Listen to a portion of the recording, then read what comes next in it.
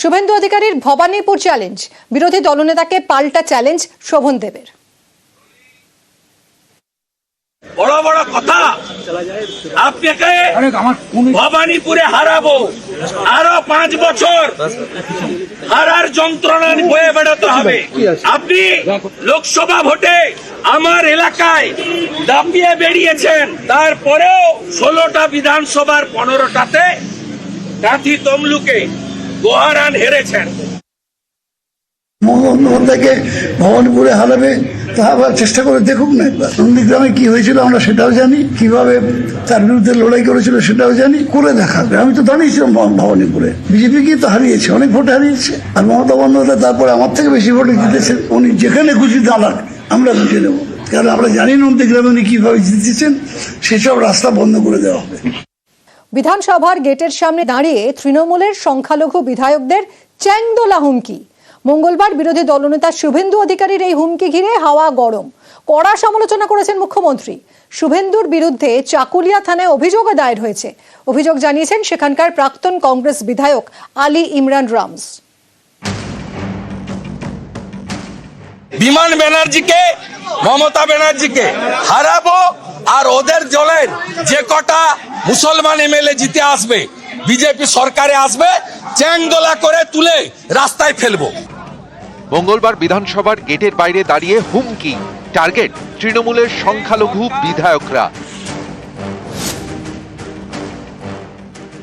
বিমান ব্যানার্জিকে, মমতা ব্যানার্জিকে হারাবো, আর ওদের দলের যে কটা মুসলমান এমএলএ জিতে আসবে, বিজেপি সরকারে আসবে, চ্যাংদোলা করে তুলে রাস্তায় ফেলবো।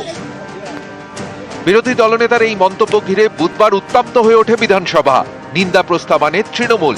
এ নিয়ে তুমুল হট্টগোল। বিধানসভায় কড়া বিবৃতি দেন মুখ্যমন্ত্রী মমতা বন্দ্যোপাধ্যায়।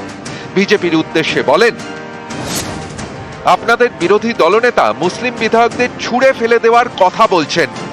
আপনারা বাইরে থেকে যে হিন্দু ধর্ম আমদানি করেছেন তা কোনো বেদে নেই। মনে রাখুন, আগামী দিন ভয়ঙ্কর। আমি বাইরে মুখ্যমন্ত্রী হিসাবে বললে আমাকে কাউন্টার করেন, আপনাদের নেতা বাইরে বললে কেন কাউন্টার করব না? কোনো এলওপি আজ অব্দি বলেনি, কোনো ভারতের কোনো অ্যাসেম্বলিতে বলেনি এরকম কথা। ডেমোক্রেসিতে এটা হয় না, এটা অ্যালাউ করা যায় না। মমতা বন্দ্যোপাধ্যায়কে ধন্যবাদ জানাই, এক্সপ্লেন করেছেন ভালো করে। আর একটা নিন্দা প্রস্তাব আমরা নিয়ে আসছি আজকে অ্যাসেম্বলি। একটা কমিউনিটি সবকটা বিধায়ককে বাইরে খিচিয়ে ধরে ফেলে দিবে, এটা হতে পারে না ডেমোক্রেসি।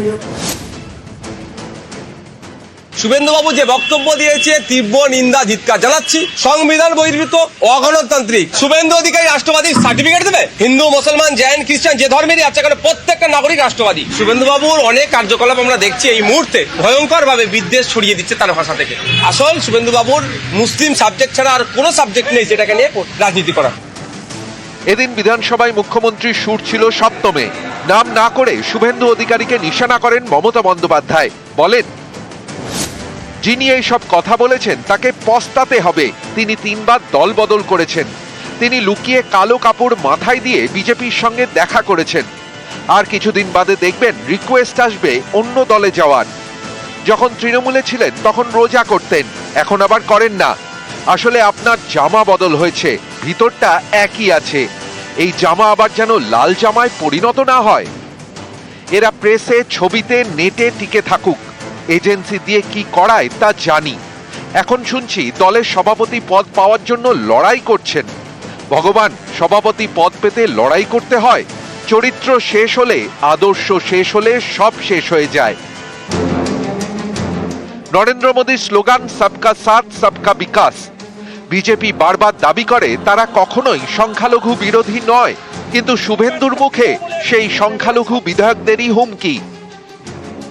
বিমান ব্যানার্জিকে, মমতা ব্যানার্জিকে হারাবো, আর ওদের দলের যে কটা মুসলমান এমএলএ জিতে আসবে, বিজেপি সরকারে আসবে, চ্যাংদোলা করে তুলে রাস্তায় ফেলবো। বিজেপির রাজ্য সভাপতি জানিয়েছেন, কোন প্রেক্ষিতে শুভেন্দুর এমন মন্তব্য তা তিনি জানতে চাইবেন। শুভেন্দুবাবু কোন পরিপ্রেক্ষিতে এই কথা বলেছেন সেই বিষয়ে আমার জানা নেই। আমি ওনার স্টেটমেন্টটা এখনো শুনিনি, বা ওনার সাথে আমার কথাও হয়নি। আমি ওনার সাথে কথা হলে পরে অবশ্যই ওনার কাছে জানতে চাইবো। নিশ্চয়ই ওনাকে কেউ উত্ত্যক্ত করেছিল বা এই ধরনের কোনো বাজে কথা বলেছিল।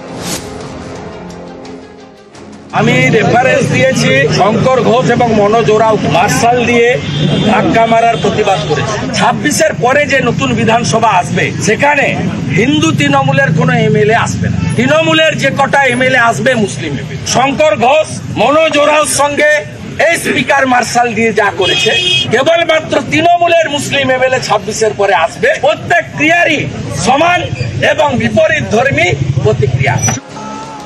এতে অবশ্য বিতর্ক থামেনি।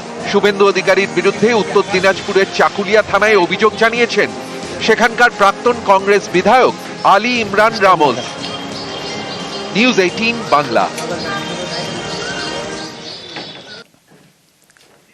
দোলের আগে সম্প্রীতির বার্তা মুখ্যমন্ত্রীর, বললেন উস্কানিতে পা দেবেন না, সবাই যে যার ধর্ম পালন করুন, সবাই ভালো থাকলে বাংলা ভালো থাকবে। প্রাক হোলি উৎসবে বার্তা মুখ্যমন্ত্রী মমতা বন্দ্যোপাধ্যায়ের। अपनारा सबाई जे जात धर्म पालन करुन। एक दिन के लिए कोई आदमी झगड़ा लगा के चला जाएगा, लेकिन जब आग जलेंगे तो वो नहीं रहेंगे। हम लोग क्या चाहते हैं? हम आग नहीं चाहते हैं। आग तो खाना बनाने के लिए होता है। आग का परंपरा कोई डिवाइड करने के लिए नहीं होता है। हमारा मर्जी हम पूजा करते हैं, आपका मर्जी आप भी पालन करते हैं, आपको जो भी चाहिए। इसी के लिए सब अच्छा रहे तो बांग्ला अच्छा रहेगा, अगर बांग्ला अच्छा रहेगा तो देश अच्छा रहेगा।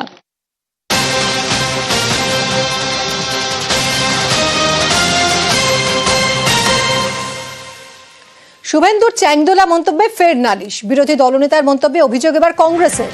জয়েন্ট সিপির কাছে অভিযোগ জানিয়ে ইমেল প্রদেশ কংগ্রেসের।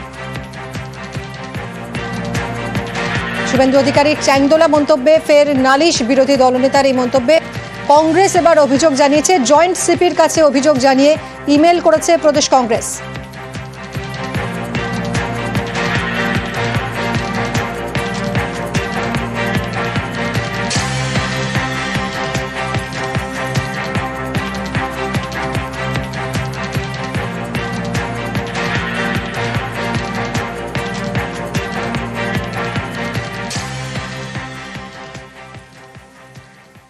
ভুয়ো এসটি সার্টিফিকেটে পুলিশে চাকরি, এমবিবিএস এ পড়াশোনা। নিউজ 18 বাংলার খবরের পর আরও কড়া রাজ্য। নয়া শংসাপত্র ইস্যুর ক্ষেত্রে বাড়তি সতর্কতা। অতিরিক্ত জেলা শাসকের অনুমতির পাশাপাশি অনলাইন পোর্টালে ব্যবহারে জোর দেওয়া হচ্ছে। মহকুমা শাসকদের নির্দেশ, বিশেষ সচিবের রিভেরিফিকেশন সহ একাধিক পদক্ষেপেরও পরামর্শ।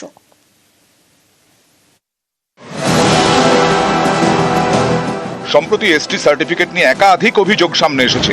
এবার এসটি সার্টিফিকেট নিয়ে আরো কড়া রাজ্য সরকার। এবার থেকে নতুন এসটি শংসাপত্র ইস্যুর ক্ষেত্রে বাড়তি সতর্কতা। নতুন এসটি সার্টিফিকেট দেওয়ার ক্ষেত্রে নিতে হবে অতিরিক্ত জেলা শাসকের অনুমতি। পোর্টালের মাধ্যমেই জানাতে হবে সার্টিফিকেটের আবেদন।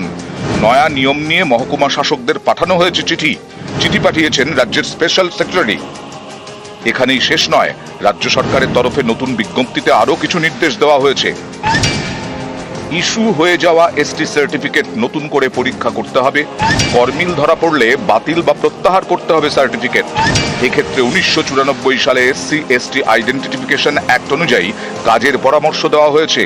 এসটি সার্টিফিকেটের ক্ষেত্রে পদবি নিয়ে আরো সতর্ক হতে হবে। এক্ষেত্রে 2023 অগাস্টের বিজ্ঞপ্তি মেনে চলার পরামর্শও দেওয়া হয়েছে। এর আগে ভুয়ো এসটি সার্টিফিকেটে কলকাতা পুলিশের চাকরি, এমবিবিএস এ পড়াশোনার অভিযোগ সামনে এসেছে। যেমন কারচুপি করে নাকি এসটি সার্টিফিকেট তৈরি করেন রাজারহাটের যুবক। সেই সার্টিফিকেট দেখিয়ে ভর্তি হন ডায়মন্ড হারবার মেডিকেলে। এই ঘটনায় পুলিশের কাছে অভিযোগ দায়ের করে স্বাস্থ্য দপ্তর। এরই মধ্যে ভুয়ো এসটি সার্টিফিকেট দেখিয়ে কলকাতা পুলিশে চাকরির অভিযোগ ওঠে। এ নিয়ে সরব হয় পশ্চিমবঙ্গ আদিবাসী কল্যাণ সমিতি। অভিযোগ, 2012 সালে প্রায় 100 জন প্রার্থী ভুয়ো এসটি সার্টিফিকেট দেখিয়ে চাকরি পান। এই অভিযোগের ভিত্তিতে তদন্তে নামে কলকাতা পুলিশ। এই সব খবর দেখানো হয় নিউজ 18 বাংলায়। এবার এসটি সার্টিফিকেট নিয়ে আরো কড়া রাজ্য সরকার। মেডিকেল কলেজে ভর্তি থেকে কলকাতা পুলিশে চাকরি, একের পর এক ভুয়ো এসটি সার্টিফিকেট সামনে চলে এসছে। আর তারপরই কড়া পদক্ষেপ রাজ্য সরকারের থেকে এই পদক্ষেপ অর্থাৎ বিজ্ঞপ্তি প্রতিটি এসডিও অফিসে চলে গেছে। এবার থেকে নতুনভাবে এসটি সার্টিফিকেট দেওয়ার ক্ষেত্রে অতিরিক্ত জেলা শাসকের অনুমতি লাগবে। এছাড়াও আরও পরিবর্তন করা হয়েছে, আরও করা হয়েছে এসটি সার্টিফিকেটের ক্ষেত্রে নিয়মাবলী। কড়া পদক্ষেপ রাজ্য সরকারের ভুয়ো সার্টিফিকেট রুখতে। ক্যামেরায় বিপুলের সঙ্গে বিশ্বজিৎ, নিউজ 18 বাংলা।